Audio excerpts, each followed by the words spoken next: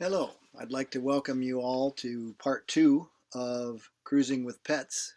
This is a video series, educational video series for people who cruise long distances with their pets aboard their boats. And it's previously been available through Seven Seas Cruising Association's Seven Seas U. I am Captain Dr. David W. Levine. I'm a veterinarian, and my website is www.captaindrdave.com, and you see the URL down in the lower right-hand corner of your screen. Um, we're going to start out today, or start out with this series on local and regional dangers.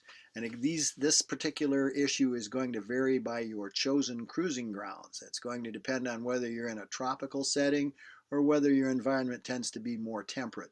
It's going to depend on the part of the world that you are cruising in. And I am going to cover, most of what I'm going to cover here is going to relate more to the Western Hemisphere than any place else, but similar issues are probably going to be encountered regardless of where you happen to visit. One of the things that I like to cover and always like to present because of the significance of this is toads and toad poisoning. Now, the entire genesis of my Cruising with Pets presentation, my Where There Is No Pet Doctor book, all came from the situation from when we were spending the hurricane season of 2005 in Luperon in the Dominican Republic, and a little skipper key dog aboard one of our fellow cruising boats was ashore on a walk with the owners one day when I received a urgent radio message from these folks over the VHF radio that their dog had gotten hold of a toad and was in dire straits. And it took, in the quick time that it took me to get into my dinghy and get ashore and get to where they were, which was probably no more than 15 minutes or so, the dog had died. And these folks were just completely devastated and were totally unprepared for this particular event, in spite of the fact that they had lived for 5 years or more aboard their boat in the Dominican Republic, and had never encountered this situation. So I do want to help other people avoid this particular issue. And one of the things that you need to understand about toads is that just all toads are poisonous to some degree or another. The difference is a matter of degree and the matter of the type of toad that you're dealing with. Most of the toads in the temperate regions tend to be relatively benign. They will cause some frothing in the mouth. They will cause some issues. They can cause some hallucinogenic effect. But for the most part, they are not terribly dangerous. Um, on the other hand, the cane toad, the large bufo toads, the marine toad, found in the tropics. Hawaii has a problem with these. Florida has a problem with them, but they tend to be extremely bad in certain areas and are extremely dangerous and extremely deadly. The bufotoxin secreted by these bufo toads tends to contain something like 50 different toxins, most of them being cardiotoxins, the toxins that tend to affect adversely the heart, and it's just some nasty, nasty toxins that are secreted by these toads. There are some large glands, the parotid glands, that are located behind the eyes on the side of the toad. And when the toad is startled, when the dog picks up the toad and squeezes the toad, this very viscous material is squeezed out of these parotid glands, and it coats the dog's gums and is absorbed relatively instantaneously into the circulation and tends to cause some serious cardiac uh, issues, and very often in small dogs will result in death. Actually, these toads tend to be, I think, from what I have read, tend to be less toxic if the dog just simply swallows the toad than if the dog mouths it and squeezes it. I've read cases of the toad being swallowed and not causing a problem. But in any event, we don't want anybody's dog picking one up, swallowing it or not. We don't want to have any issues with these toads. So what you need to understand is you need to carry a large squirt bottle. We talked in our first uh, in our first part one of this series about carrying a large squirt bottle of fresh water with you. This is the principal reason that I recommend that. And because it's up to you, no veterinarian is going to save your dog's life in this situation. It's a matter of acting and reacting quickly to this particular situation. And what you need to do is take your finger and wipe it around the inside of the dog's mouth. Wipe the between the gums and the lips around the outside of the mouth. Wipe behind the teeth, upper and lower. And if you find any of this gooey stuff, swipe it out of there and flush this dog's mouth vigorously with fresh water to try and rinse any of this material out of the dog's mouth. That's the one single thing that will do the dog the most good. Generally, one of the symptoms that you will see here is the dog picks up the toad. He drops it usually pretty quickly, and then they will start frothing profusely. One of the other characteristics is you will very often see very bright red, what they call brick red gums are one of the symptoms of this particular type of poisoning. And flushing the oral cavity can be life-saving in this situation. You should keep it up for a good 5 minutes. If you have access to a garden hose, use a garden hose on, not high pressure, but on a slow amount, slow flow. Hold the head down and squirt crosswise. You do not want to drown the dog. You don't want to squirt it down into the windpipe. Wipe out the oral cavity and the gums. Remove any goo that you find anywhere. There's, again, no time to seek help. There are some other treatments that are available for treating this, but generally, in my opinion, without the flushing, there isn't anything else that's going to do you much good. And you got some pictures here of the toads. There's a cane toad on the left, and these other toads. My general attitude: just avoid toads in general. Lizards are potentially an issue. Generally they are relatively safe. However, you got to keep in mind there's a lot of varieties of lizards. The ones we encounter in the Caribbean, Latin America, Florida, along the Gulf Coast, generally these kinds of lizards are relatively benign. I have heard issues of seizure activity from chewing on one of these lizards. I've also read about issues with liver disease from eating these lizards, but for the most part, I think they're one of the common prey for cats. Frankly, lizards tend to be much more of an issue with cats because they tend to be so quick. But the small anole type lizards that live around in the Caribbean and in Florida can be an issue. Most of the time they're not. Just mouthing can cause some issues. You can get some seizure activity. I had one cat when we were in the Dominican Republic that one of the local people had a cat that caught one of these lizards and had an issue with seizures for several weeks. I don't know if there was ever any liver issues from the problem, but the cat did seem to recover, and the seizures came to an end after a period of a week or two. And so I don't know what to tell you as far as whether there's any long-term effects. I also heard some empirical information about some lizards that had a purple stripe that supposedly were more dangerous than other lizards when pets mouthed them. Whether or not that's true, I cannot tell you, but my attitude is you should probably best avoid as much as possible letting your pet capture these lizards. And then you have to be concerned about the larger lizards, such as the iguanas, which are all over down in the islands. Very common. Iguanas tend to be sizable, and they do have pretty significant teeth. They can cause some serious bites, and the bacteria that they carry in their mouths tends to be fairly exotic bacteria, and can lead to some nasty infections. So you're best avoiding those.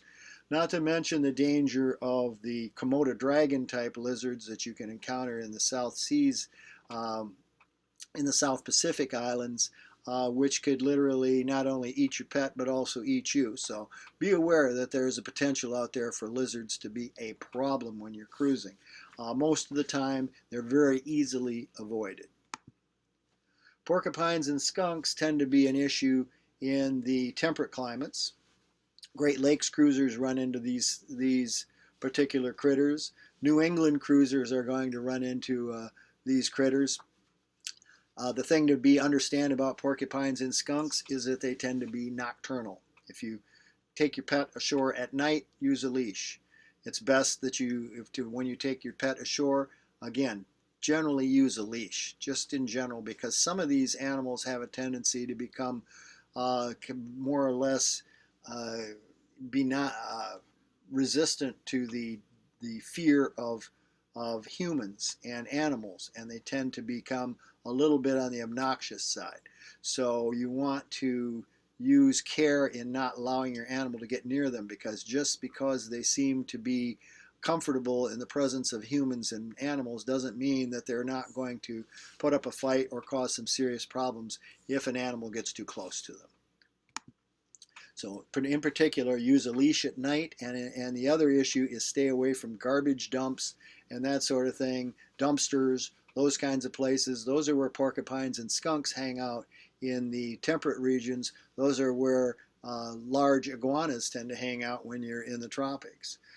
If you have a skunk encounter, there's tomato juice. You can always use tomato juice. It's an old tried and true method for removing the stench of a skunk. First, give it a bath with some standard shampoo, then give it a bath with tomato juice, then shampoo it again. And if you still have too much smell left over, repeat the whole situation. Shampoo, tomato juice, shampoo.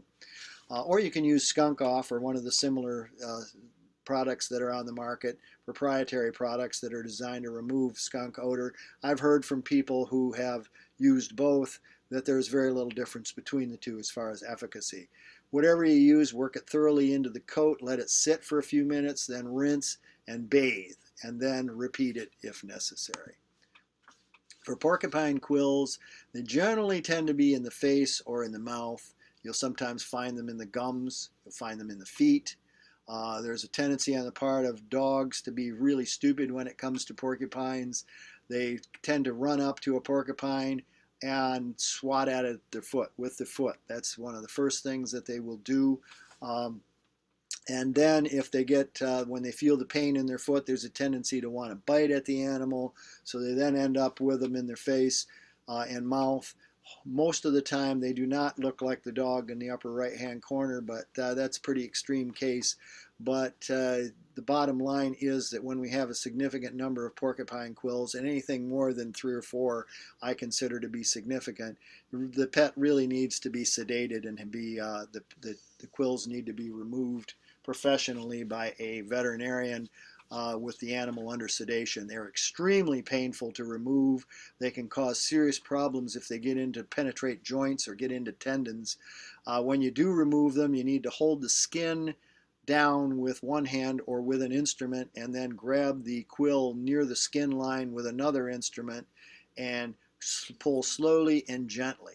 You gotta be patient pulling these things out, and most dogs are not going to be particularly cooperative about having this done, especially when it's in their mouth, their tongue, or anywhere on their face. It's important that you not put your dog through the agony of removing these things without sedation. Don't be macho about it when you go to the veterinarian. Don't be cheap about it. It can make all the difference in the world between what kind of experience your pet has having these things removed. He's not going to learn anything about avoiding porcupines in the future just because you choose to put him through a tremendous amount of pain removing them. So, and you need to be concerned about the possibility of infection once they're removed. Okay, here's a recipe for a homemade skunk potion that's been around for a long time. And again, this is one of those things that works probably just as well as anything else on the market for this. You use a quart of hydrogen peroxide, the standard 3% drugstore strength. Mix in a half a cup of baking soda, which is sodium bicarbonate, and a tablespoon of mild dish soap like Dawn. And then you wash the animal with this particular mixture. Work it into the coat thoroughly, rinse it with clear fresh water, and repeat. And this does work quite well. It's generally, again, no guarantees, but it probably is going to work about as well as anything else. Tarantulas, spiders, snakes, and scorpions. You need to always ask around when you get into a new area, when you're down in the tropics. Tarantulas and spiders sometimes are an issue. We saw pictures of, or not pictures, we saw mounted tarantulas when we were in the Dominican Republic that had been captured by people and mounted on the wall. They were probably about the size of a dinner plate. It was the local information from the people there told me that the tarantula itself was relatively benign, but if you touch the tarantula, their hairs tend to break off in your skin and cause a necrotizing dermatitis, where your skin kind of just rots away, where the quills or where the hairs lodge in your skin. So if your dog were to go up and stick his nose on one of these things, that very same thing could happen to his nose. So it's one of these issues that your best bet is to avoid them. Stay on walkways and paths, because I never saw one alive in the 8 months that we were there, and we did a lot of walking around on the island. But just one of those things for you to be aware of. Assume these kinds of animals are dangerous, even though in most circumstances they probably are not. Same thing with snakes. Play it safe. Poisonous snake bite, if you're out in the somewhere in the ginkle weeds, and lost in an area, or if you're out in an area where there just isn't any good quality medical care. If your dog gets bit by a poisonous snake, and there aren't very many of these down in the islands, you're probably going to have a dead dog. If you are in the Great Lakes area, yeah, there are Mississauga rattlesnakes, but they're actually on the endangered species list. If you keep your dog on a leash, you're probably not going to run into them. Probably one of the most dangerous places I know of for poisonous snakes is Florida, where we have several different varieties, from the coral snake to the diamondback rattler to the water moccasin. We treat snake bites routinely down here in emergency service where I work.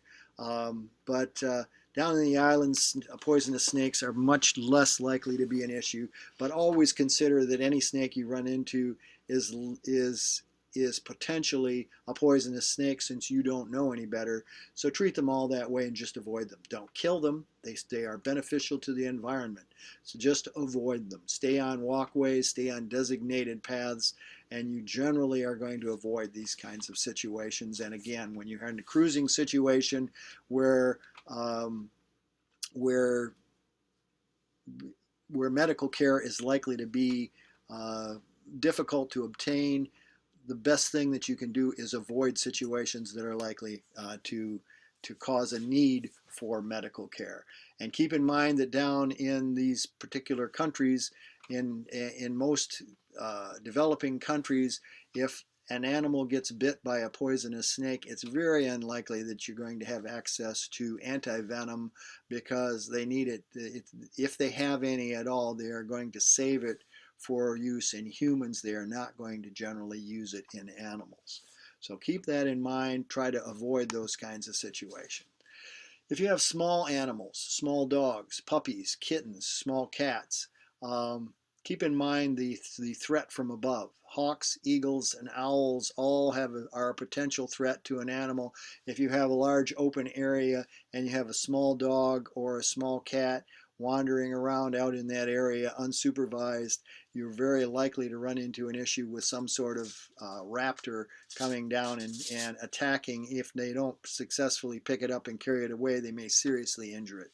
So try to avoid that situation. Most of the time, extremely unlikely you're going to encounter that situation. But again, I've treated animals in our emergency hospital that have fallen victim to that exact scenario.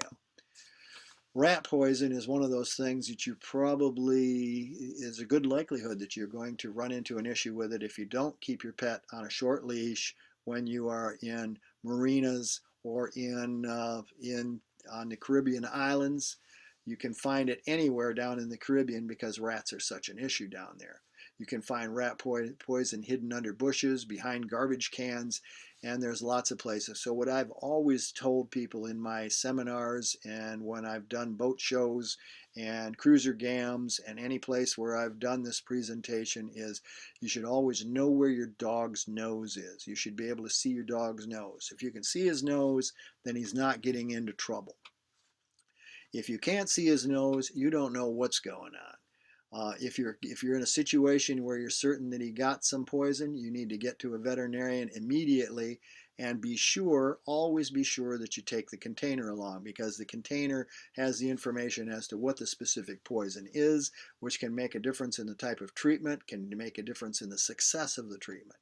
If you are sure that the dog got some, or if you're relatively certain the dog got some of this poison, then you should give him some hydrogen peroxide orally, squirt it in his mouth, squirt it down his throat. 1 tablespoon of hydrogen peroxide, that's your standard pharmacy value hydrogen peroxide, 1 tablespoon per 20 pounds of dog, given orally. You can repeat it in 10 minutes if it didn't do the trick. If that doesn't do it, what I generally suggest to people is squirt it down his throat and wait for him to vomit, and then load him up into the car and head off to the veterinarian if there's one nearby. If there isn't one, you have no choice but to repeat it a second time. Hydrogen peroxide, I always like people to be aware that hydrogen peroxide can cause stomach injury, it can cause ulcers, it can cause some major issues, particularly in cats. But when it comes, if you're certain your animal ate poison, then it's a relatively safe trade-off to induce vomiting with hydrogen peroxide. Down in the islands, one of the things that we always read about and need to be concerned about is the manchineel tree. If you're in the Spanish-speaking islands or Spanish-speaking locations, it's the manzanilla tree. The manchineel tree is the poison apple tree. It can be dangerous to you and your pets. You probably read about this if you've read about life down in the islands. You don't want to sit under these trees or stand under it. Even rainwater dripping off the tree can cause burns to the skin. The apple-like fruit is poisonous. It causes a delayed reaction where the throat will swell up. All parts of the tree are poisonous, even if the tree is dead. You should not burn the wood. Okay, the fumes from the wood, burning wood, are poisonous. So it's just one of those things to be aware of.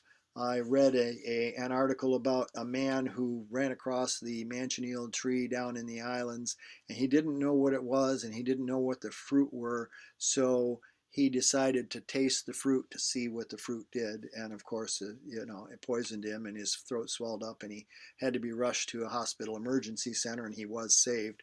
But don't be stupid, okay? Just avoid it, deal with it. This is a picture of the manchineel tree, Hippomane manzanea. It's again called the manzanilla tree if you're in Mexico or down in South America's mainland, or if you're in Cuba or Puerto Rico or the Dominican Republic. But it's the manchineel tree throughout the English-speaking islands. Now we're going to talk a little bit about sea life. We're going to talk a little bit about some issues that you can run into if your pet spends time swimming or walking on the beach.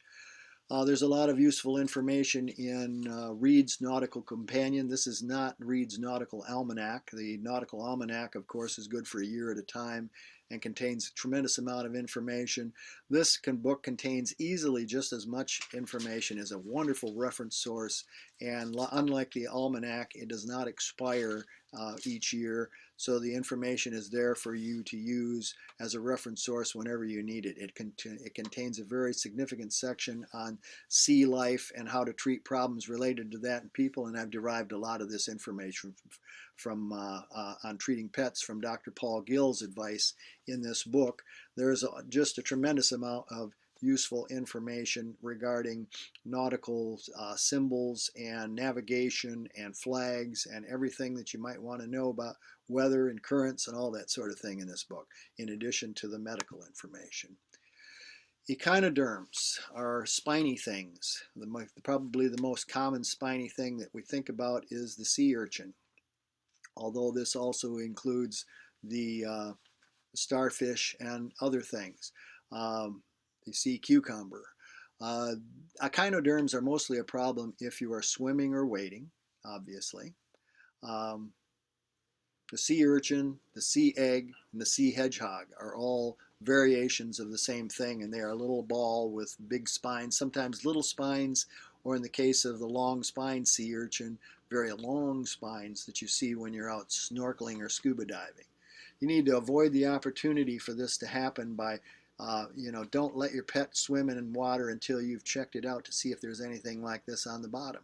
Some of the beaches that look very, very inviting, once you get into a foot of water, suddenly that very inviting sandy bottom turns to a little less inviting area with some sea plants growing on it. And if you look around, you'll find the short-spined urchins, the sea eggs or sea hedgehogs, whatever you want to call them, the little things that have spines that are only half an inch long on them. If you step on one of these, it'll cause you some problems, and it will cause your pet some problems. So check out the bottom by going for a swim and snorkel the area before you let your dog just pound around in this area, stomping on the bottom, and end up with a problem in his feet. Uh, you need to be concerned about the possibility of penetration of joints and tendons with these, just like with porcupine quills. You need to remove the spines if they break off in the skin. And the thing about the sea urchin spines is that they tend to be toxic. So they tend to be extremely painful, much more painful than is justified for just the wound that occurs, because there's a toxin associated with these spines. If you soak the wound in hot water for 45 minutes or so, the hot water will neutralize the toxin and reduce the pain significantly. Once you've done that, you should cleanse the area thoroughly with betadine solution. Soak it. Put the wound in a weak solution of betadine and let it soak for 5 or 10 minutes. And you may want to start the patient on some Cipro or some Baytril or some Bactrim for 3 days if you have any of those with you. Excuse me. This is a picture of yours truly holding a very unusual 6-pointed starfish. You don't see those very often. Happened to find it while I was snorkeling in my fancy, very chic snorkeling attire. Coral is potentially an issue, and most likely the situation that you're most likely to encounter with a dog is that of coral cuts from walking on dead coral along the surf line on shore. I always mention this to people because it can cause it's like walking on razor blades, and it can cause some serious cuts to the pads. Once the pads are cut, even if you get the bleeding on the infection under control, once the pads are seriously cut, even though they will heal, they'll never be as strong and never as resistant to damage as they were before they were cut. So you want to avoidance is the key here. Damaged pads heal with diminished strength. Okay, so either avoid it, or if you're going to walk along beaches where there's coral debris, your dog should wear booties. And believe it or not, I've heard from a number of people where I've recommended these booties that once they've fit them on their dog and let their dog get used to them, their dogs tolerate them quite well and don't have any issues with them. So, it's not out of the question that this is a reasonable way to go for a lot of dogs. You should keep out, we all know that you should keep out of areas where there's live coral, okay, because we damage the coral probably much more than it damages us. Don't let your dog swim over the top of live coral any more than you should. It's not good for the coral, and it's not good for the dog. Live coral injuries are treated like jellyfish stings, which we'll cover in just a minute. And you may need antibiotic if there's any serious cuts to avoid infection or to deal with any infection. Now, remember, the jellyfish treatment here also applies to coral. Now, jellyfish are probably more of a threat to you than they are to your dog, since most dogs tend to have a relatively decent coat. Even short-coated dogs probably have enough coat to protect them. Some dogs will have too thin a coat on their belly, but most of the time any kind of coat on their skin is enough to protect against jellyfish stings. It's the nematocysts that get on the dog's coat from contact with the jellyfish, and the nematocysts are little cells that tend to be stinging cells. And so if your dog goes swimming in jellyfish infested waters, you should basically put some gloves on and give the dog a bath with salt water. Okay, wash him down thoroughly with salt water and gloves to get the nematocysts off. Fresh water tends to trigger the cells and cause them to sting. So washing with salt water will reduce any likelihood of any problems. And then rinse them and dry. But what I would probably do is wash him down thoroughly with salt water and gloves, and then rinse him thoroughly with fresh water, and then give him a bath. Okay, and then dry him, or let him lie on deck and dry in the sun, and then brush him out with a slicker brush when you're all done. The biggest threat here with jellyfish stings is that if you try to do anything with bare hands, if the dog's been in contact with jellyfish and you pet the dog, you may get stung yourself from any nematocysts that are stuck on the coat. So try to avoid that situation and treat them preventatively. Stingrays are pretty dangerous critters, or have the potential to be, just by virtue of the surprise factor. There is a tendency for you to be ambushed by a stingray if you're walking in nice, beautiful sandy bottoms, because that's the kind of spot that you and I are attracted to as swimmers, and it also tends to be the kind of spot that stingrays are very often attracted to. So you should always keep in mind to do the stingray shuffle when you walk through these areas. And this is another one of those issues where you need to check the area out thoroughly before you let your dog swim there, in order to avoid the likelihood of exposing your dog to this kind of stuff. Keep in mind that stingrays can inflict a fairly serious wound. Most of the time it's not deadly and it's not all that dangerous, but do bear in mind what happened to the crocodile hunter, because that was one of those exceptional situations, but it can happen.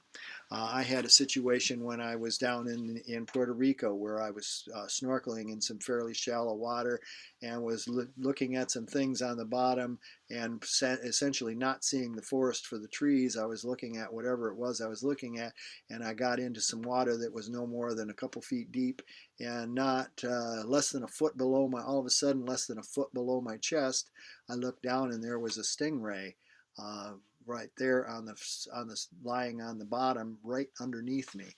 I backpedaled and got myself away from him quickly without startling him, but could easily have been wounded by that stingray. So they are sometimes difficult to pick up, difficult to visualize until you actually are right there, and then it may be too late. So pay close attention. If you get stabbed by a stingray stinger, you should wash the wound thoroughly with salt water and clean out any debris. There's a lot of times that the stinger will break off in the wound. It will leave a fairly deep wound. Again, these tend to be toxic, just like the echinoderm, just like the sea urchin wounds. There's a toxin that's associated with the stinger that causes an exceptional amount of pain for the wound that's involved, and that toxin is inactivated by hot water. So you need to soak the wound in hot water for upwards of an hour, and that will tend to inactivate the poison and make the wound much less painful. However, these do tend to be contaminated, and there's a tendency for some major infection. So recheck and re-clean the wound. You should pack the wound open. Okay, in other words, pack it with some gauze, stick some gauze right into the wound that's been soaked with betadine, and keep that wound open so that any infection that's caught, that's down deep in the wound, can work its way out. You do not want the wound to heal with the infection down in there, so pack it open. And then start on preferably Cipro or Baytril or Bactrim for about 3 days or more. And usually that will do it, but you need to be prepared for the possibility of complications associated with this. Now, parasites. Parasites are a whole different issue. Now we're into the realm of illness. Parasites are something that your pet is always susceptible to wherever you happen to be, whether it's the temperate climate or whether it's the tropics. It's just that in the tropics, the life cycle of parasites tends to be much more efficient due to the constant warm temperatures and the humidity that's always present. So it tends to make parasites much more prolific and much more serious an issue. So you're in the tropics, be careful. The number one on my list in the way of parasites that I get concerned about is heartworms, and that's pretty much in the Western Hemisphere one of our major concerns. Heartworms are carried by mosquitoes, and so if there are mosquitoes present, and most places there are going to be mosquitoes present if there's land present, heartworms are carried by mosquitoes. Mosquito carrying a heartworm bites your dog develops heartworm weeks down the road, and over a matter of time, the heartworms will kill your dog. In cats, the issue is a little different, but they are still a life-threatening issue in your cat. So the best thing you can do is put your pet on heartworm preventative to avoid this situation, because mosquitoes are everywhere. So treat dogs and cats both. This disease is, for the most part, virtually 100% preventable. The drugs that are out there are very effective. They're not quite as effective as they used to be, but they are far better than not being on anything, and they're about as effective. The drugs are about as effective as a vaccine is for most diseases. We do not have a vaccine for heartworms, so this is the next best thing. Products that I tend to think are your best products on the market: Sentinel, which is what I recommend in dogs. It's very, very good, multi-protective. Sentinel protects not only against heartworm, it also protects against fleas. It protects against hookworm, whipworm, and roundworm. And so you get 5-way protection from a Sentinel tablet given once a month. Very good product. The flea protection in Sentinel is a type of birth control, so that if a flea bites your dog, any eggs it lays will be sterile. But the rest of the rest of the anti-parasitic medication in Sentinel works by killing the parasites that are there. Very good product. Interceptor is essentially the same product as Sentinel, only without the flea ingredients. So Interceptor does heartworm, hookworm, whipworm, and roundworm very, very effectively. Advantage Multi is, as opposed to Sentinel and Interceptor, which are tablets, Advantage Multi is a topical, an excellent product, probably the very best product on the market for heartworm preventative. And in addition to doing it, it also does fleas and hookworm, whipworm, and roundworm. Very, very good product. Advantage Multi tends to be safe. It's available for dogs and cats. Revolution I use in my cat. My cat is not in a situation where he's exposed to intestinal parasites, that sort of thing. But Revolution is a very good product for heartworm prevention. It's a topical also, very easy to apply. You don't have to fight with poking a pill down the cat. And it does a good job with preventing heartworm. It also is reasonably effective against fleas, as far as preventing flea infestation. And it also is effective for ear mites in cats. And then you have your routine tablets for heartworms: HeartGuard Plus, and the various generics, which are knockoffs of HeartGuard. Very good products, but in my recommendation for cruising people with pets, the bigger the bang you can get out of your product, the better, which is the reason that I generally recommend Advantage Multi, Sentinel as my premier ones, my premier heartworm anti-parasite products. And here's a picture of the products that are on the market. You can see Interceptor on the upper left-hand corner. I have a star by the ones that I think are the best. Interceptor on the left does everything but fleas, pretty much. Sentinel in the upper right, which does everything that Interceptor does, plus it does fleas. Then we have Advantage Multi in the upper right, which does everything that Sentinel does, and it does it as a topical, and you can get it for cats and dogs both. Excellent product. Down the lower right hand side, you've got Revolution, which is an easy to use topical that does fleas to some extent and does a good job on heartworms. So if you have a cat that lives on board your boat and doesn't go anywhere, doesn't get exposed to very much, it's probably a reasonable product to use. Trifexis, on the other hand, which is over on the far right, I have a big question mark on. It's a good product. It is essentially Interceptor with a different oral flea insecticide added to it. The problem being that there are some issues with Trifexis related to the possibility of seizures. Generally, it's very, very safe product unless you have a pet who has a tendency to have seizures. So if your pet's been on it for a year or more and not had any issues with it, then it's probably fine to use. If you are planning on switching all of a sudden to it before you leave, I generally would not recommend that you do that.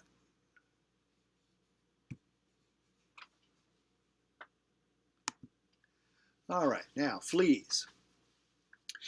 If you're going to keep pets aboard your boat, you probably are not going to have any problems with fleas. Fleas are an issue when you have a pet that goes ashore.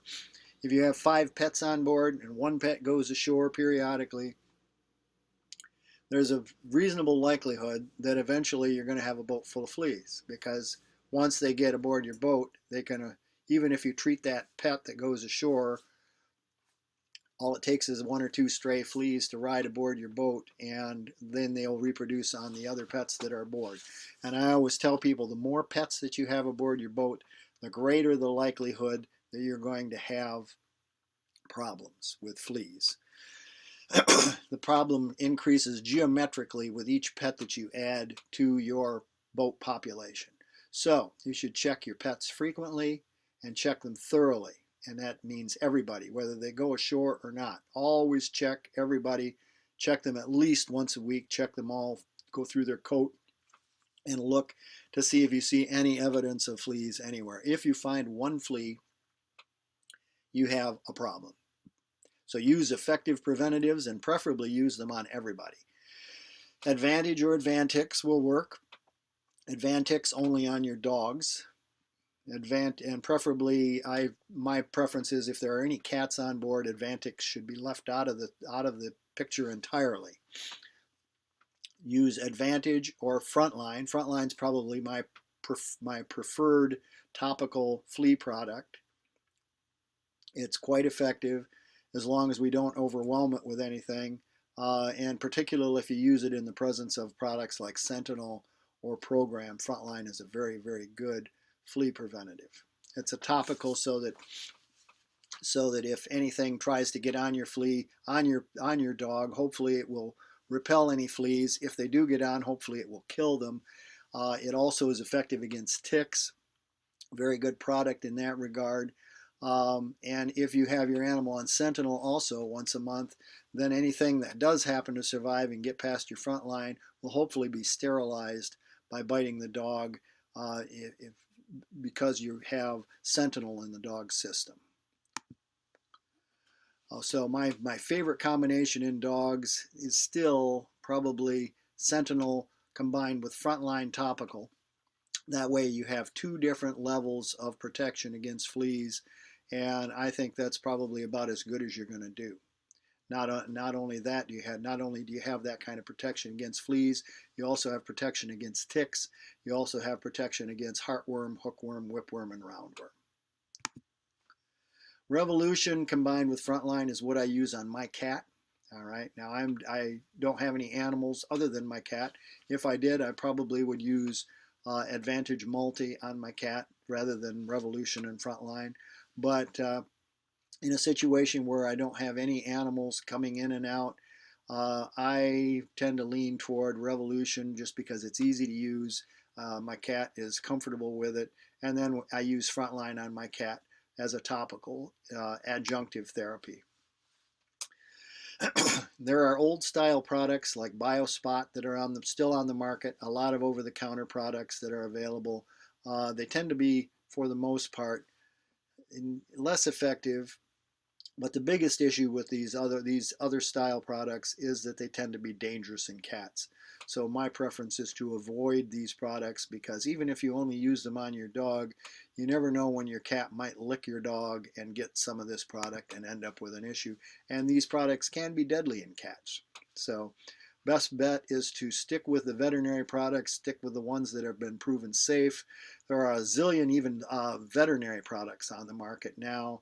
Most of them do not have the track record that Advantage and Frontline have, so I'm a little reluctant to tell people that to use these. If you've used a product and you've used it for a year on your pet and you've not had any products with it and you've obtained it from a veterinarian, you're probably going to be okay with that product.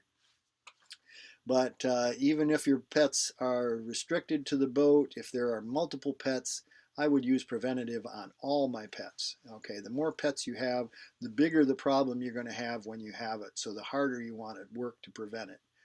Okay, more pets, you have a greater potential for infestation.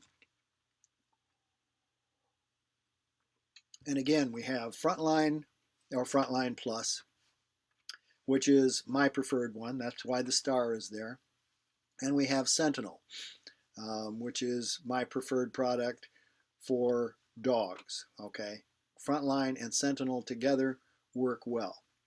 I think they're an excellent combination. Advantage Multi should have a star beside it, because I consider that to be an excellent product also. I guess I missed putting a star there. Comfortis and Trifexis, there's question mark, there's an X. Comfortis is the active ingredient in Trifexis that is the flea ingredient in Trifexis. Spinosad is the active ingredient, and Spinosad tends to have issues with seizure activity. And there are some other products on the market right now that also have an issue with seizure activity. Generally, if you've been using these products for a year and not had any issues, you are probably okay. If you have not had your pet on these for a year prior to your departure, now is not the time to switch. Okay, now it's not the time to be experimenting with them. So if you have something that works, stay with it. Now, ticks are best avoided. Okay, remember they carry disease: Lyme disease, ehrlichiosis, anaplasmosis, babesiosis. There's a number of tick diseases that are out there that we need to be concerned about. They can be carried to your pet. They can be carried to you. They are relatively easy to prevent and easy to control.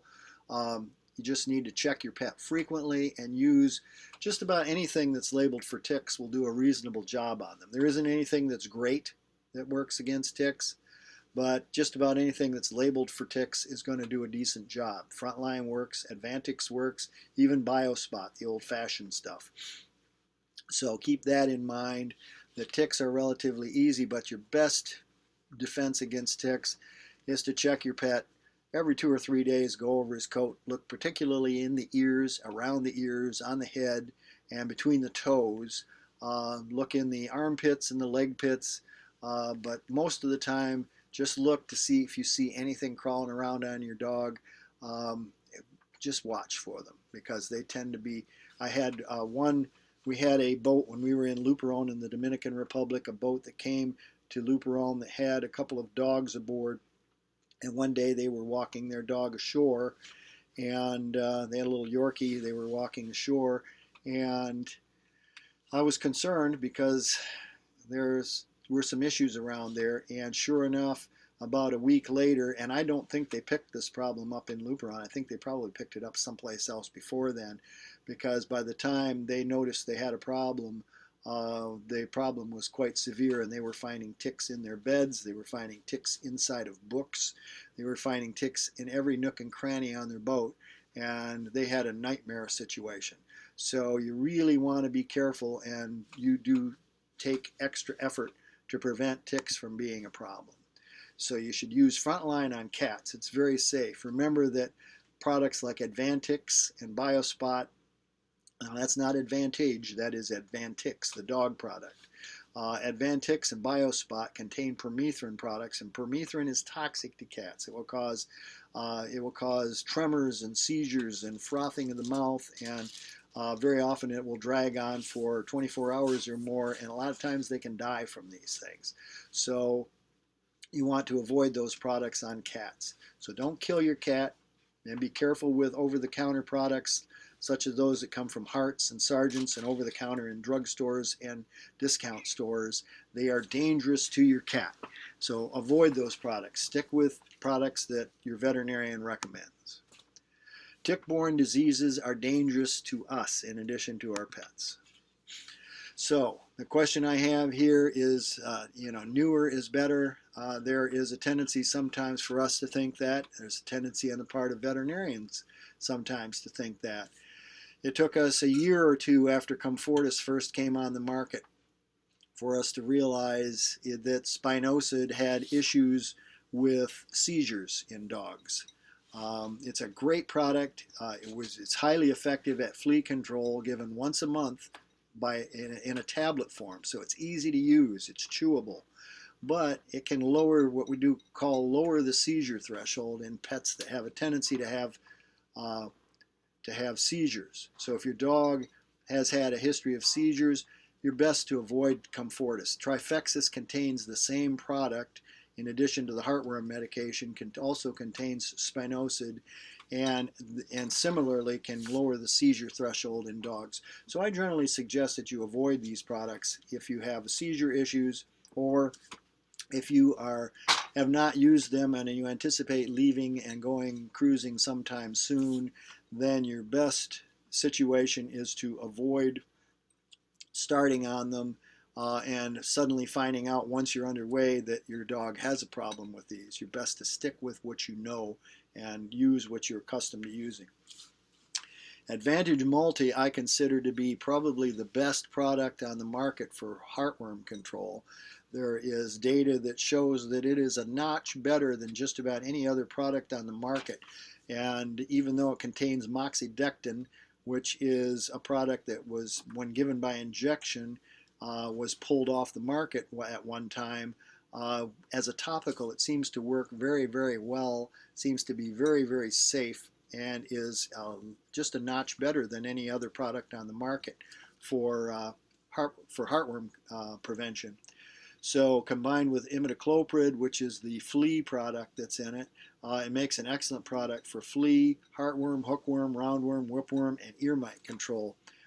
So Advantage Multi, and it's easy to use. It's just a topical. You put it on a pet once a month. ProHeart 6 was on the market for about a year and was a fantastic product. One injection of it was good for 6 months. And this was a number of years ago. This was probably 10, 15 years ago when it first came out. And there were some questions when it first came out as to its safety among some veterinarians. I was one that tended to be a little bit shy on this product because I just wasn't sure. But it became very, very popular because it was so easy to use. But unfortunately, they found after a while that it caused some heart problems in animals, and it was taken off the market. I think it's back on the market now. And for certain individuals, it's an excellent choice. But it's one of those where it takes some discretion as to whether or not to use it. And in your situation where you're going to be cruising, no, you do not want the once every 6 months injectable. Topicals are much easier and much more reliable as far as a safety standpoint. This is a picture of me checking a dog for ticks. Again, you look around the face, look around the ears, look into the ears. They tend to get into the folds of the ears. They'll also get down between the toes. So you need to check 2 or 3 times a week at least to look to see if you have any ticks. Intestinal parasites are extremely prolific in the tropics. And we're talking here about intestinal worms, hookworms, whipworms, roundworms, among others, but those are the most common. If you use Sentinel or Interceptor for heartworm prevention, they do an excellent job of preventing this particular issue. In addition, Advantage Multi also works well for intestinal parasites. You may want to have some Panacur aboard your boat, which is an oral intestinal parasite treatment. 2-3 day regimens for each pet should probably be sufficient. If you want to treat once a year or twice a year, it may or may not be indicated. If your pet never goes ashore, you're not going to need it. You can talk to your veterinarian And in most of my situation here where I'm recommending drugs that you get from your veterinarian, it's going to take probably a special veterinarian to be willing to send these products with you. You're going to need to maybe check around and see if you can find anybody who's willing to do that. There's a lot of issues with liability and questions about what these drugs are being used for. Most veterinarians are not going to be familiar with the circumstances that you are heading off into and are going to be a little bit reluctant, so you may have to look around. Amoeba, Giardia in the water can cause diarrhea. Not an unusual situation when you're in a situation where the local water sources tend to be questionable. Metronidazole, which is Flagyl, should have this in your own medical kit with you. You can use it on your pet if you know the proper dose, if you get in a situation where you suspect that there's a dysentery type of situation going on. So metronidazole is something to keep in mind for diarrhea issues. And this is the end of section 2 of this series. I appreciate your time. Remember, the website is www.CaptainDrDave.com. And thank you for your time. Join us for the final section, section 3, of cruising with pets at your first opportunity. Thank you.